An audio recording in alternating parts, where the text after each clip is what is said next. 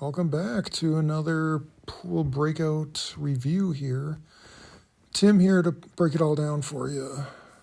Support my channel by commenting and subscribing and giving it a like. And there you go, first shot, I bust up a huge cluster on the side. That just proves that I don't spread out the balls to make it easier. Wherever they land, wherever they are from the previous attempt, or wherever I throw them up onto the table is where they go. So if they're all clustered over on the side, then that's where they stay. I don't touch them. It's all just random. No balls are touched by human hands unless it's to pull them out of the pocket and just throw them up on the table wherever they go. Wherever they go, they go.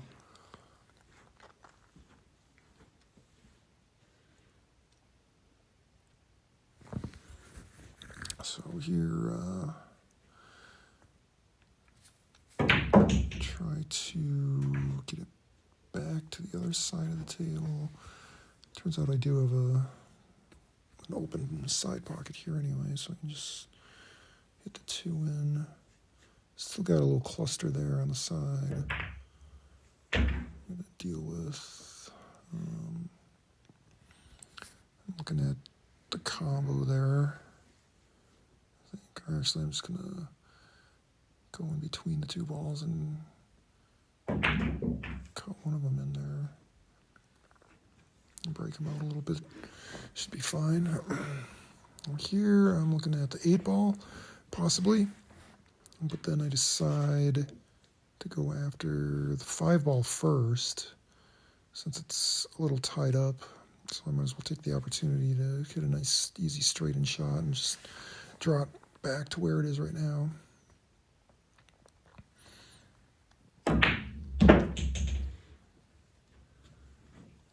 I'm a little bit worried about where my next shot's going to come from if I do hit the 8-ball in here.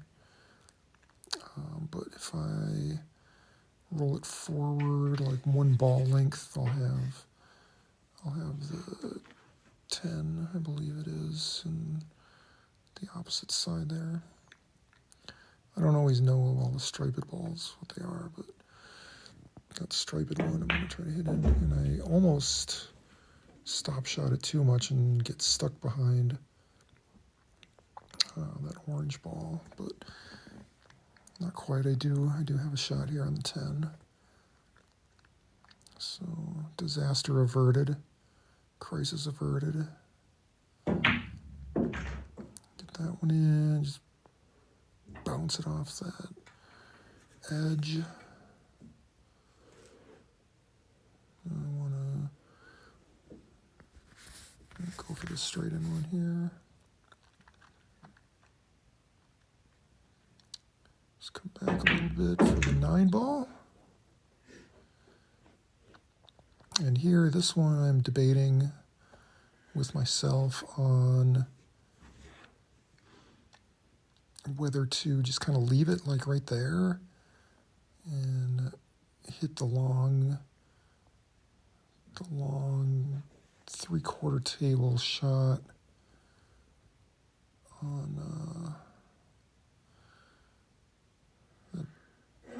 orangey ball down there. I can't tell what that is. It looks like the 11 ball. But I'm like, no, I don't want to hit that. I don't want to have to shoot at that. Plus, I'm not,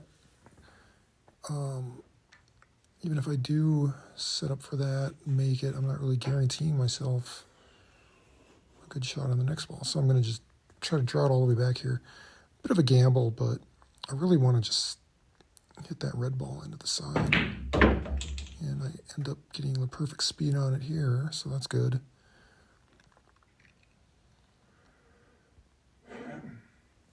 And all I got to do here is tap it in ever so gently. Leave it there for the green ball, the next shot, which is nice because I can just draw it back a little bit. I got one of 2 balls there. I can decide which one I want to hit in next, and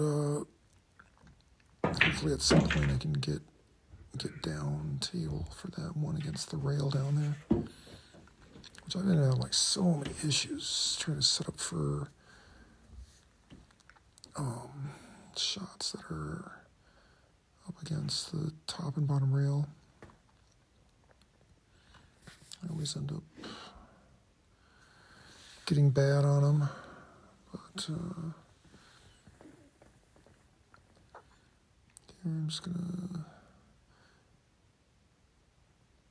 hit this one pretty hard to bring it back out. Almost too hard, actually. I mean, I blasted that sucker in there. And feeling pretty good about this. Still got to be able to make this shot and give myself an easy shot on the last ball to finish it out. You know, now it's just a matter of execution.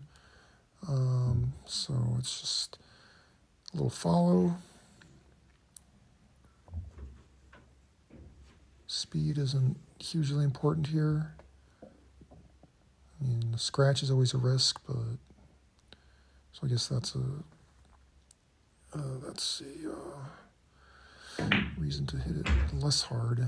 Actually, probably hit it too hard because I risked scratching and got on the edge. But this shot's doable. It's basically straight in. I've been doing okay with these shots lately. Just gotta make sure I line it up. And there it is.